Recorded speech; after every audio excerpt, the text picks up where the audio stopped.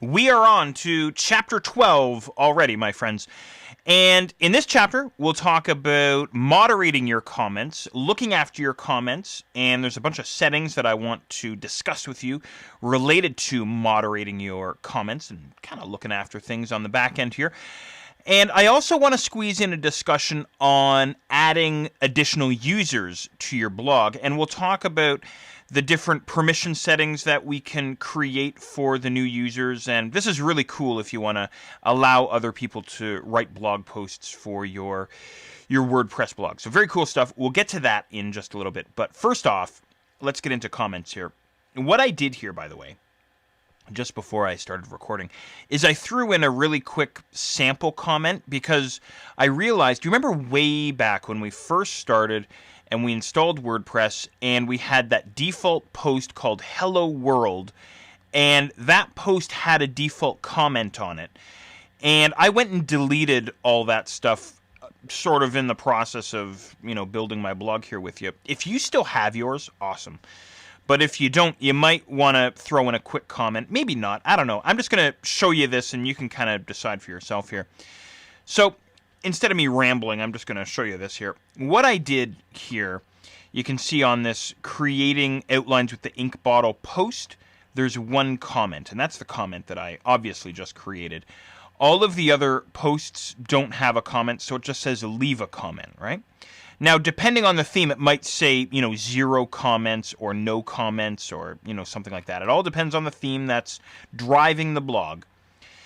But if I click on the post title to go into the actual post page, here's what we see if I scroll down a little bit. We have one response to, and then the post title there, creating outlines with the ink bottle. And this fella here, Pastulio Fajuglio, says, "This looks a mite bit interesting. I shall have to try it out soon." That's just kind of the cheesy comment that I left there, just as our example here. More importantly, though, I wanted to mention a couple of things that get left behind whenever someone creates a comment. So we have the date, today's date, which is March 13th, 2010. There's the time. And what we have over here, it might be kind of hard for you to see, but this is the actual avatar, which is also sometimes called a gravatar. Same thing, just an icon for the commenter. And this is sort of the default gravatar that's being used right now. And I'll show you how you can go and change that in just a minute.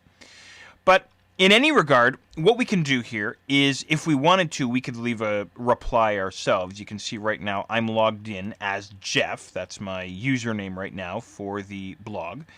So what I could do is I could say, something like this, @ Pastulio. Hey, hope you enjoy having fun with the ink bottle. It'd help if I could type here. Oh, third time's the charm. There we go. Something like that, and then submit comment. Okay, and that's it. And then the same sort of thing is going to happen here. There's the name of the commenter, myself, of course, the date and the time, the comment, and then there's my gravatar, which, of course, is the 10-ton skull there, which is associated with my account. That's why it shows up there. So this is kind of the basics anyway, kind of the down and dirty stuff here. And what I'm going to wind up seeing in the back end, once we start messing around here, let me try and refresh this just for a sec here. There we go. Now I'm seeing on my dashboard, in the Right Now module, I see 2 comments, and 2 are approved. And I can actually see the comments here in recent comments. There's the reply I left there to Pastulio, and there's Pastulio Fajuglio's original comment there, just like that. So there's lots that I want to show you here, but I'm just kind of giving you the basics here. But next up, let's kind of dig into the topic of comments a little deeper.